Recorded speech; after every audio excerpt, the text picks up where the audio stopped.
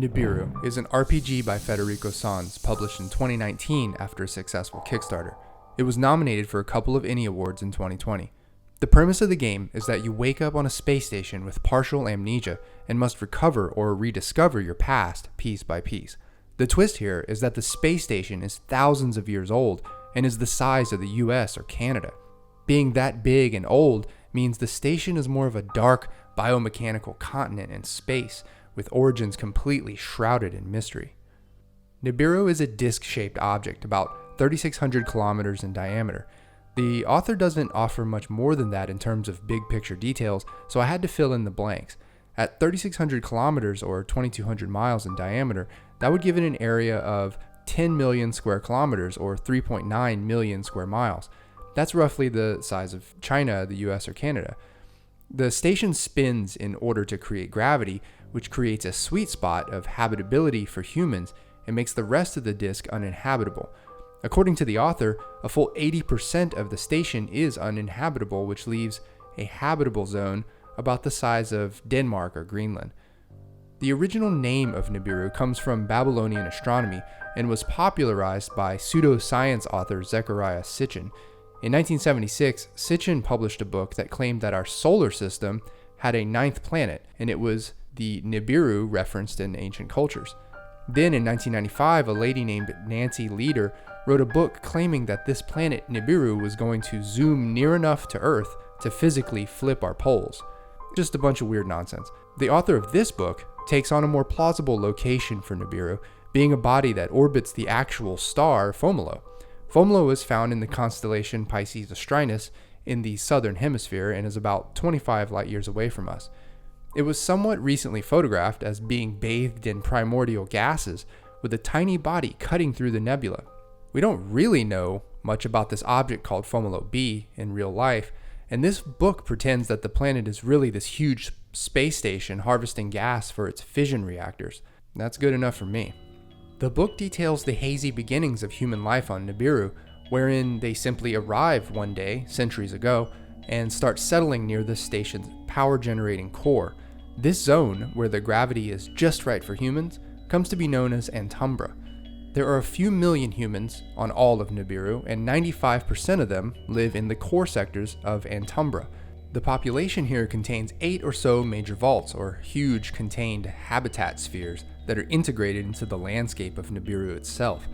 The main vaults then have dependency habitations that feed off of the power and other resources of the main vault.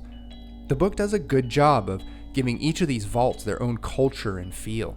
For example, the prosperous vault of Nineveh is run by a powerful AI, which itself is culturally very unusual to the rest of Nibiru's population.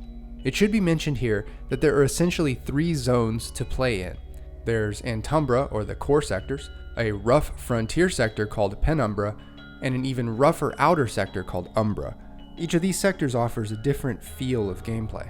With Antumbra, where there is the most prosperity and civilization, gameplay is focused on political intrigue amongst city-states and more social aspects.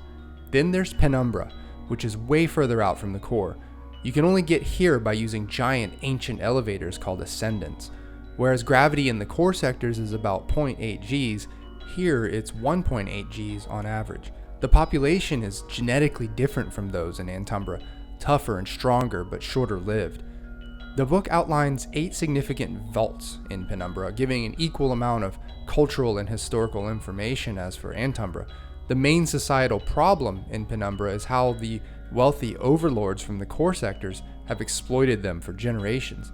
Thus, if you want a grittier environment for your game, more focused on resource procurement, gravity sickness, and the heavy theme of colonialism, then Penumbra's the right backdrop. Then there's the final frontier, Umbra, where the gravity is 2.4 Gs and up. It's the home to about 50,000 people scattered thinly across a number of settlements. The station's power grid out here is spotty, and the culture is at its most humble and resourceful. Nibiru's greatest secrets are likely to be uncovered out in this dark place, but it's also where you're most likely to meet your doom. I found the 11 wildlife creatures detailed in the book to be pretty inspired.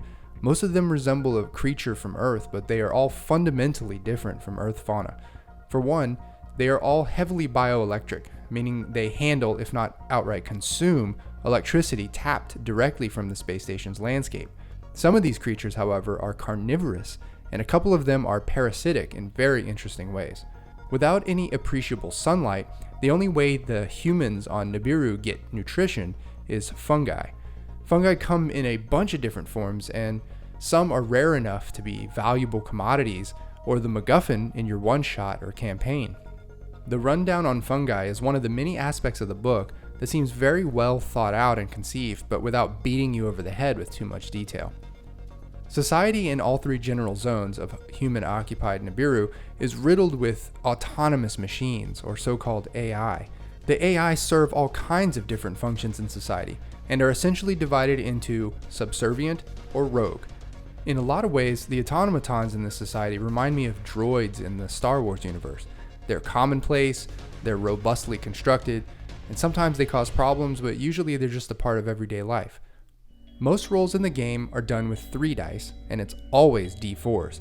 When you throw a normal roll, any 4 counts as a success for the entire roll. In contested rolls, you roll the d4s and add them up to see who has the higher number. There is no defined tiebreaker mechanic. Then there are special rolls used for powers, character features, and other situations that come up, and conditions for success, for those are defined as written, but still, it's always with 4-sided dice. The GM or narrator can modify a roll by adding or subtracting a d4 to a roll with a dice pool minimum of 1 and a max of 6 without equipment. Moving away from gravitationally stable zones is actually tracked on your character sheet and will impose a penalty on your rolls, which you can recover from over the course of sessions. There is a meta point system called influence points. The narrator awards these to the players, who can spend them on a few things. As with all fudge points in any game, there is an art to how many of these you really want to award to players. This game is relatively rules light, and that certainly applies to the injury system. In Nibiru, you are either okay, beaten, wounded, or dead. When you move over to dead status, you're pretty much just dead. I found one resurrection power in the book, but otherwise, yeah, dead is dead. There is also a mental health status where you are either okay, stressed, shaken, or broken. Your mental status is degraded when you fail a stress test, a special contested roll where you compete against the sum of 3 to 6 d4s. Once you become broken, you will randomly pick up one of 7 broken symptoms. Each of these comes with a mechanical effect on your character. There is a bit more here. If you succeed a stress test by double or more, you become detached. Depending on the circumstances of the roll, you pick up one of 3 detachment symptoms. The game's main mechanical focus is on its so-called Memos System, wherein the players spend memory points to write down both positive and negative memories of their own creation on their journal page and work their way towards a revelation after a page is filled. There are several ways to earn memory points, and every memory creates either a bonus or a penalty to an action. Actions, by the way, are a pretty flexible concept in this game and are determined by the narrator. An action could be something like combat, but if you're running a combat-heavy game, you'd want to be a lot more specific. A revelation costs 4 memory points to obtain on top of the filled journal page, but a number of factors can reduce that cost to 0. The revelation itself is a powerful action that costs influence points to even use, and the book lists 16 of these.